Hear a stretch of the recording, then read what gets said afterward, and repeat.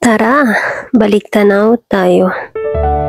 Hello mga kakayans, at sana'y magustuhan nyo ang ating kwento. Naaalala mo pa ba ang mga panahon na tila simple lang ang buhay pero puno ng saya? Ang mga alaala ng kabataan na tila lumilipad ang mga oras sa dami ng pinagkakaabalahan. Ito ang mga panahon ng kapayapaan, hindi at katahimikan lamang, kundi kasimplihan at kasiyahan. Si nanay na laging nasa bahay naghihintay, may nakahandang merienda, pandesal, minatamis na saging o kaya simpleng handa.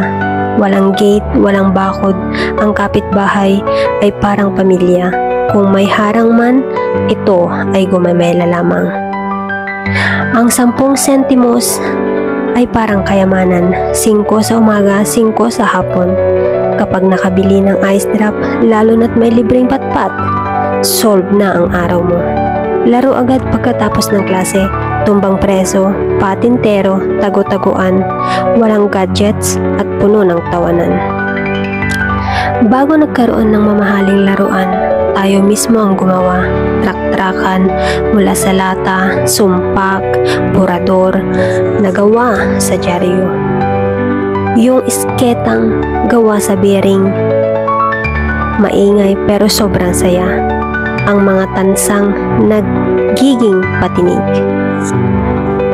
Kamatis na piniga sa kamay, asin na sinausawan ng duhat, at yelo na nilalagyan ng asukal at gatas, masarap na.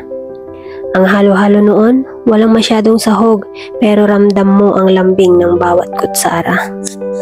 Ang guro, tinatawag na maestra, mataas ang tingin sa kanila dahil sa gabay ng ating mga pangarap.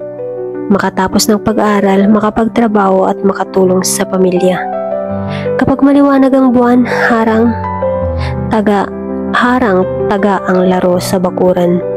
Kung maulan naman, tulugan sa sahig na may banig. Kwentuhan at nakakatakot na kwento, mga aninong gumagalaw tapos takbo agad sa kama para magkumot. Noon, takot ako sa palo ng nanay ko at tatay ko, pero ngayon naiintindihan ko na iyon. Ang paraan nila ng pagmamahal, lahat ng iyon ay para sa ating kabutihan. Ang simpleng buhay noon ay punong-puno ng halaga.